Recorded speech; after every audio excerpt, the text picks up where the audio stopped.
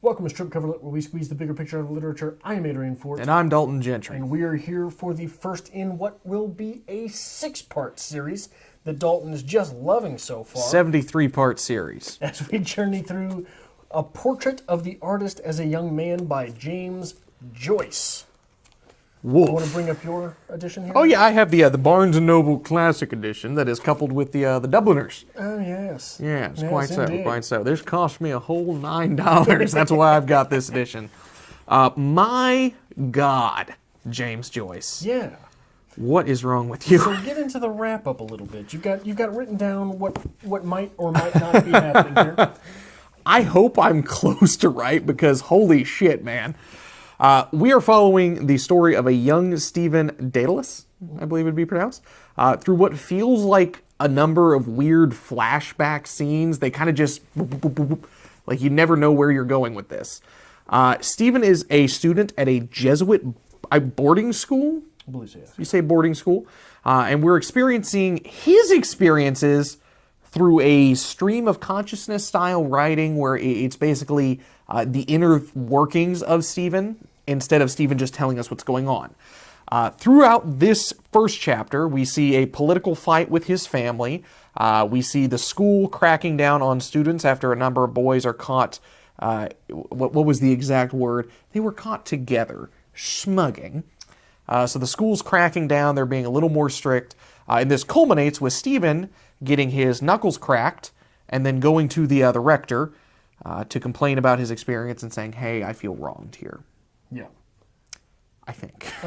And his glasses are broken. His glasses are broken. That was the reason his knuckles were cracked, because his glasses were broken, and the instructor said, hey, don't worry about it till you get new glasses. And then the head of schooling, the prefect of schooling or something, came forward and said, well, I've heard that excuse before. You're just trying to get out of your work.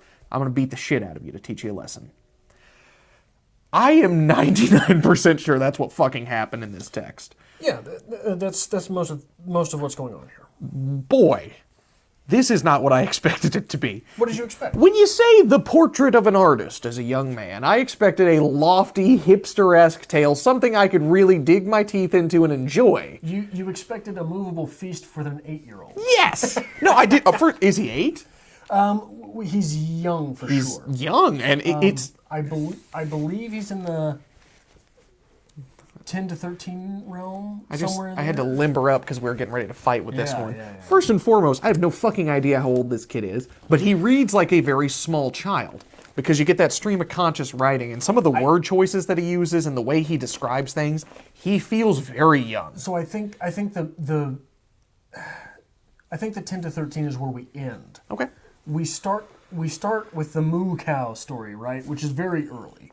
I think there are time jumps there. Okay. So this is technically my second time through the novel. The first time was in my very first literature class 10 years ago. So I was lucky to have my eyes touch each word on the page, because I was absolutely lost, and it was one of my lowest intellectual moments was reading this novel and realizing, I don't know what the fuck's happening. It's a tough read. Yeah. It is a very tough read. And, yeah, let me just, if you don't mind here, I was just talking at home. I'm like, oh, what the fuck is going on? I was trying to describe it. Let me just read you this first little bit here from chapter 1. One sentence, may I add. Once upon a time, and a very good time it was, there was a moo cow coming down along the road, and this moo cow that was down along the road met a nicens little boy named Baby Tucko. Okay, yes, that very confusing, but you have a theater background. Okay. I want you to read that with the rhythm inherent to it. Once upon a time, and a very good time it was. And a very good time it was. There was a moo cow coming down along the road. There was a moo cow coming down the road. And this moo cow that was down along the road met a nicens little boy named Baby Tucko. You can break it down. You can make it work. But the whole text is like this. And the word... Oh, once upon a time. Do you enjoy it that way? Once upon a time. Do you need the terrible accent? I need, come on. Give it to me. No. the word choices throughout this. As you get older, your hair is going questionably red. Is it? So I want you to read that with the accent. I don't think it helps any. Okay, that's fine. The word choices in this are bizarre. Very bizarre. And I think it has to deal with the choice of making this like a stream of conscious style writing. Well, also, this was not written in the American Midwest. This is true. This is true.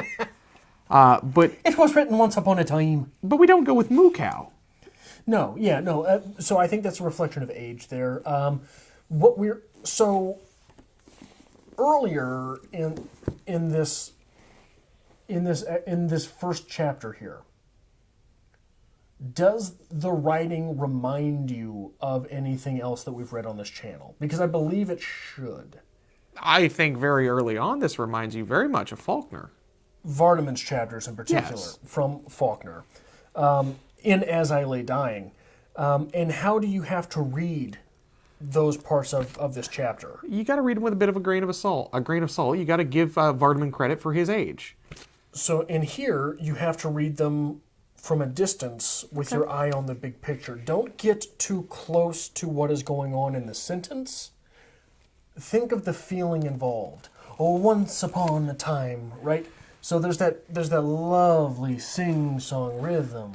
I think what really gets me more than anything here is, first of all, this is a difficult writing style. Very difficult writing style to accomplish. So what's making it so difficult is the stream of consciousness and the psychic distance. Yes. Right? So to combat that, like I said, try to read it from a distance, not being so concerned with details, just the general feel, sort of. So you've got those things going for it. The stream of conscious writing style, reading it with a psychic distance.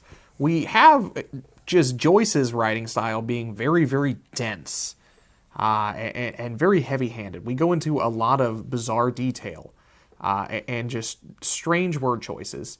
And in addition to all of this, the breakneck speed of what's going on here, because like I said, it feels almost like flashbacks.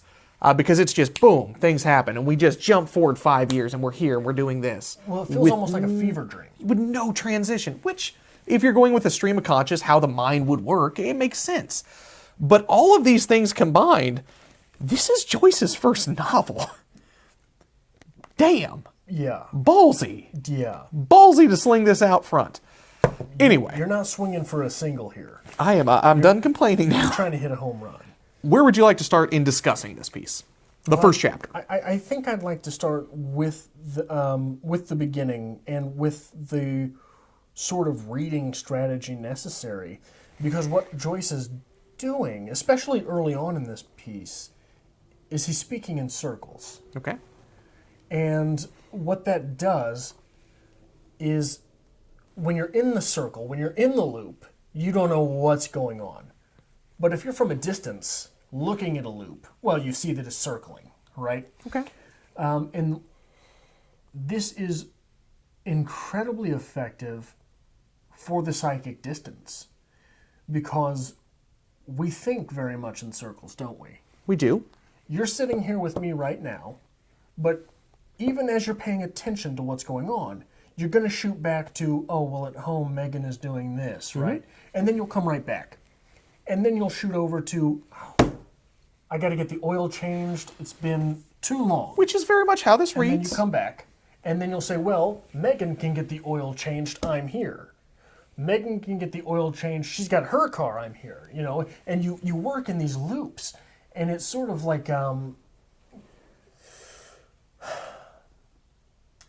psychic distance is so close, and it works in such a loop that you have to have the distance to read it, which is so ironic because, and so meta, because one of the big things happening here is that this character, this artist as a young man, is noticing more and more how distant he is from everyone. We get on 25. All the boys seemed to him very strange. How removed is that quote? Very removed. So removed, right? He's one of the boys, but he's having the observation, all of the boys seem so very strange. And further on 28, when he's looking at his book, he's having trouble studying. He turned to the fly leaf of the geography and read what he had written there, himself, his name, and where he was. Stephen Daedalus, Class of Elements, Clongowes Wood College, Solons, Country Kildare, Ireland, Europe, the world, the universe. That was in his writing, and Fleming, one night for a cod, had written on the opposite page, Stephen Daedalus is my name, Ireland is my nation, Clongowes is my dwelling place, and heaven my expectation. So even starting with the individual, we're removing so far outside of the universe even, to heaven. Okay. And it's not even his observation. So his observation goes to the universe, that I'm so out there. Mm-hmm. But his friend says, hey man, you're further out there than that. Heaven is my expectation. Okay. Right? Which says many things there. You're so far out there, for one.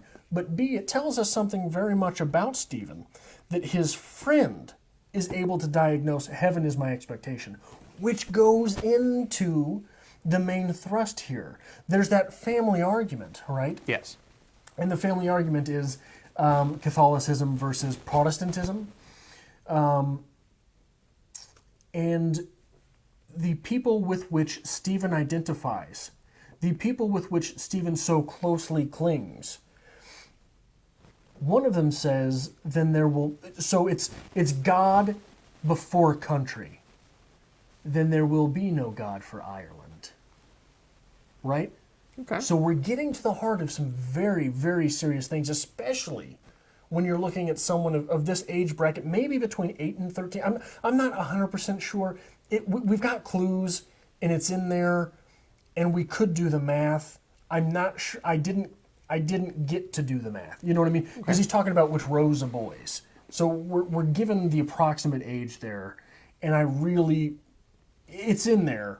It's our mistake for not having it. Okay. We do get a little bit further to add to your quote here, something I had just shortly after that. What was the universe? Nothing. Was there anything round the universe to show where it stopped before the nothing place began? It could not be a wall, but there could be a thin line. There all around everything. It was very big to think about everything and everywhere. Only God could do that. It's pretty deep, coming from what we would assume would be an 8 to 13-year-old boy. But it works. Did you ever have? Do you remember having that thought? I do. Guarantee you had that thought. It's a true thought. It's something we really experience, and it does seem very deep, and it seems a little out of place. But it's the way that writing style works, and the word choices that Joyce uses that makes it work. It makes it believable, and it makes it flow. It's interesting, and I'm wondering to see if it's going to continue to develop a little bit, because you would imagine, because this is all coming from Stephen's current perspective as a child. I'm assuming we're going to follow Stephen as he grows, because his portrait of the artist is a young man. We haven't got to the artist yet. I would like to imagine that the word choices are going to be changing throughout this, because it's the only way to develop this. They've evolved within the chapter itself. Very true. Can you imagine the character who's just had his knuckles wrapped referring to a moo cow? Very true. So, so we've got that memory, right? Okay. You remember when you had that thought. How old were you? I couldn't tell you. Say 23. No, you were young. True. You were very young. Very true. What type of experience was that for you? It's a very big experience, because that's like the first time you sit and think, because like this is what my grandparents have been teaching me. This is like everybody else is believing this, but like I don't feel right about this. It's a very religious experience. It is. The awakening. Very thought. Yeah, I remember bawling my eyes out. I must have been so from the memory, judging by where we were living at the time, I must have been 4 or 5 years old, having that revelation. What is eternity? Right? Because for me, it was eternity and the universe, and trying to reconcile the two. And it was sort of this something's got to give moment. Okay. And I didn't know what it meant, right? But that is such a human moment to have in there, and everyone who's watching this had that moment. It's true. may or may not remember it. And if you haven't, you are about ready to when you realize how infinite this world is. One more puff, and you'll be there. How infinite this universe is and how insignificant you are. Oh, it's going to be a bad day. I am definitely excited, if I may, for just a quick moment here, to see where this develops. Because we have the other title here, The Portrait of an Artist as a Young Man, so we have some high hopes here for Stephen. And with a name like Stephen Daedalus, I'm imagining we're going to see something special coming from him. Are you familiar with Daedalus? Yes. We have the Greek mythology. This is the creator of the labyrinth, Daedalus. I believe Icarus's father as well. Yes. The man who created the wings, and Icarus flew too close to the sun. So we have a lot of promise and a lot of shoes for young Stephen to fill. We've got something else there, too. What else do we have in there? Stephen. Do you know that? Lay Stephen on me. The first Christian martyr. Okay. So the first Christian martyr, as well as... So the name Daedalus means clever artificer. So a clever constructor. Okay. But also the first martyr. So which are we going for there? Also, clever artificer. Daedalus. That is the name of Icarus's father. Okay. What family member is the family member from whom that name comes? The father. Okay. Who is the father in that argument identifying with? The guy who says, well, then there will be no God for Ireland. With whom is his mother sitting during that scene? With the woman. Is it his aunt? I believe so, yeah. Dante. Yeah. Dante. Another religious name. True. So, who gave you your first name? My father gave me my Your first father name. did? Okay. My mother gave me mine. Okay.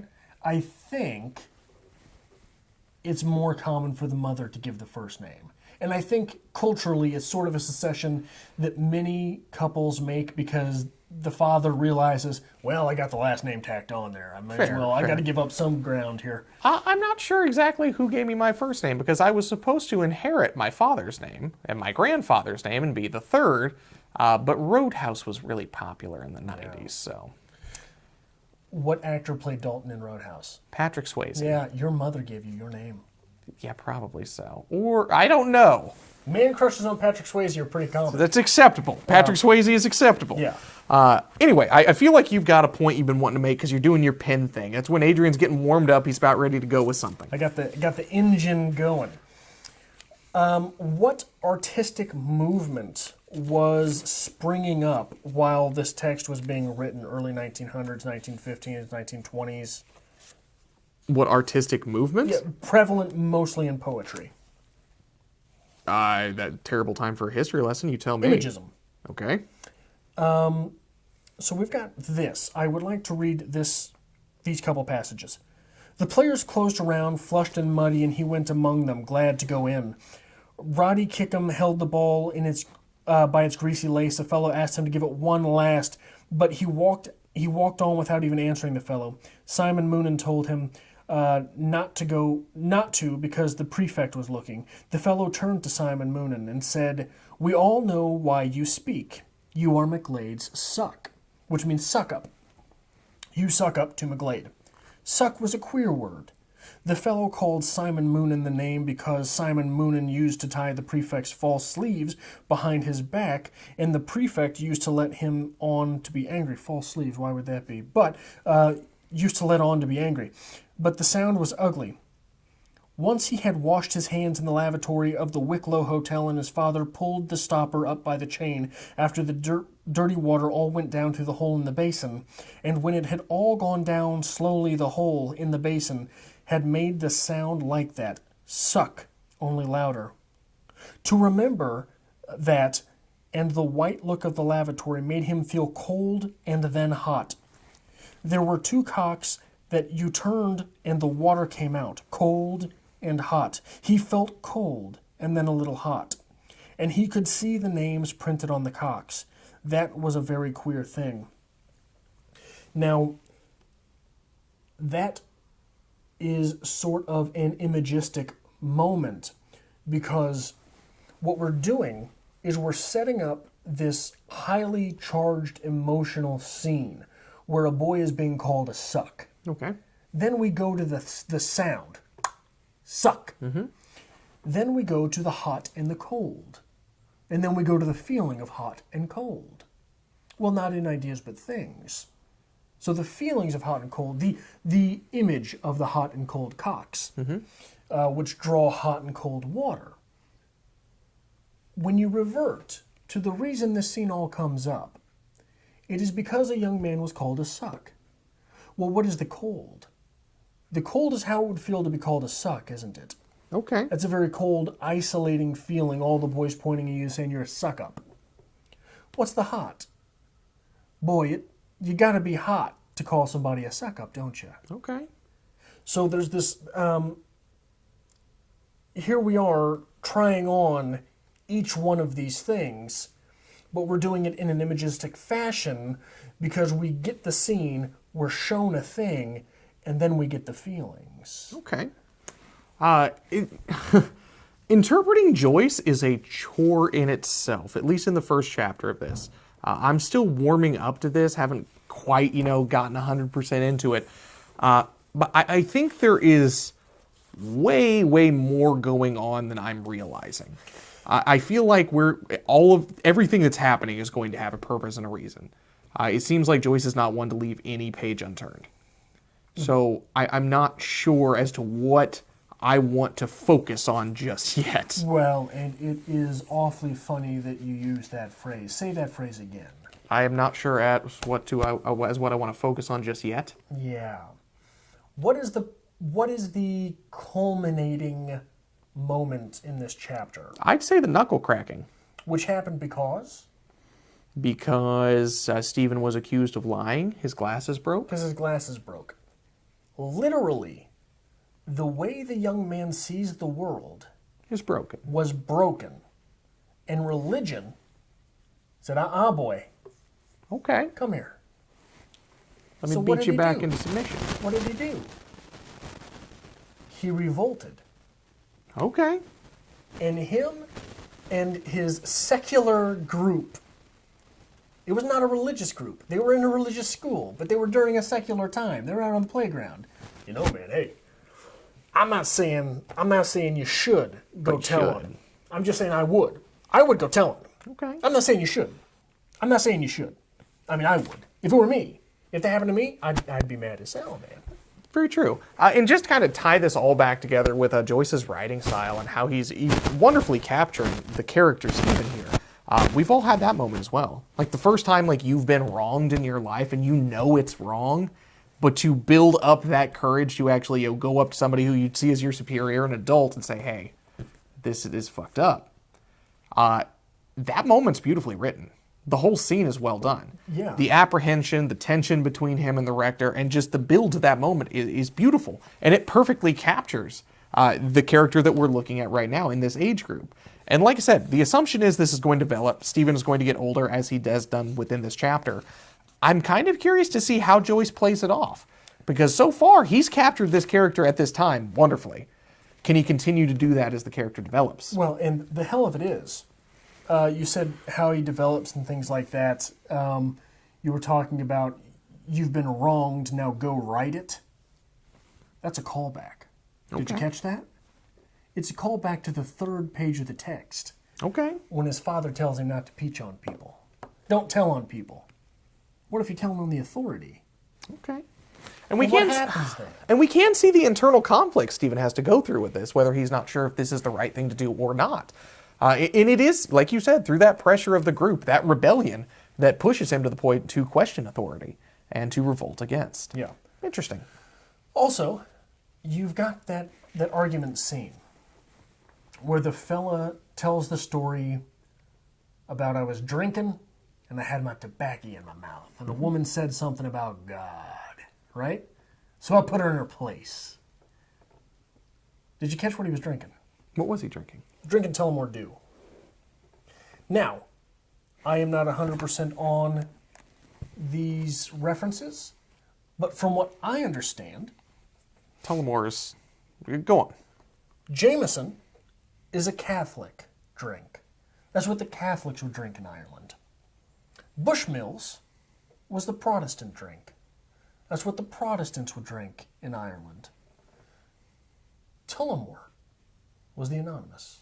Okay. Just sort of, I don't want you to know. But why wouldn't you want them to know? Because that would identify you. Yeah. Why would you be afraid to be identified? Not because you're Catholic. That's the power. Okay. So essentially, the choice to remain anonymous in this, to not identify, what? Would be to out yourself again as the minority. He was not drinking Tullamore Dew. He was not drinking Tullamore Dew? You read too more into it. I let her bawl away, said Mr. Casey. It was a cold day, and to keep up my heart, I had, saving your presence, ma'am, a quid of Tullamore in my mouth. And sure, I couldn't say a word in any case because my mouth was full of tobacco juice. Tullamore's tobacco. Oh, Tullamore's tobacco? Yes. Not Tullamore Dew? Nope. Tullamore Dew would be the dew, like literally the liquid from the tobacco, saying, it was the dew from Tullamore. No, Tullamore Dew's a liquor. Tullamore Dew is definitely a liquor, yes, but that's the dew reference. That's why the dew's added. Tullamore is definitely chewing tobacco. Oh. So fuck your reference right there. All right, fine. See, I actually read close enough this week that you said Tullamore. I'm like, you wait a goddamn minute. He was not drinking Tullamore Dew in this book. I know this. I've read this book thoroughly. Because this book does require a thorough read. This is a grind to get through. This is not something you're just going to pick up and breeze through. You're going to have to sit down. You're going to have to read. And you're going to have to read very closely. Yeah. Just follow along. Yeah. Any parting thoughts? Just Any real last quick, thing? one other thing that we do on the channel is we read Harry Potter. What is it called when two people are kissing in Harry Potter? Schnogging. What is the homosexual act referred to as in here? Schmugging. What are non-magical people in Harry Potter? Schmuggles. It's just an interesting choice of words there. Okay. You know what I mean? But so we've got this condemnation of the homosexual act. Okay. But we've also got in this, on page 53 of my text, it's not going to be 53 of everybody's because this has got a lot of extra additional text in it. The boys are talking about being whipped. It can't be helped, it must be done. So down with your britches and out with your bum. Now, when you're talking about religious boarding schools, that is a phrase that has not aged well, isn't it? No. But I think that it would be, so that's in today's world. It would be impossible, really, to have that in the same chapter as a reference towards homosexuality and hope that your readers don't make some connection there. Okay. Right? I want to talk about the word smugging super quick here. It's like we totally go way down to the wire. I think it's a good choice of word because it identifies what we are presuming is a homosexual act, but it does not identify what the act is, nor does it ever actually clarify that it's even a homosexual act. We are just left to reason that it is because that is Stephen's interpretation of what it is. And we also have the root word smug. Correct. And we are seeing this 100% through Stephen's eyes. So we are getting his immediate interpretation of what smugging is, although I don't believe he knows what smugging is at this point in time. Great writing by Joyce. Anyway, if you like this kind of thing, make sure you hit the like button down below. Subscribe to Strip Covered Lit as well, because we are going to be continuing forward with a portrait of the artist as a young man. And if you would like to get notifications when we do upload our video reviews on this, make sure you hit that bell button down below as well. And to help us create more content like this here on Strip Covered Lit, there is a link as always to our Patreon to be found in the description below.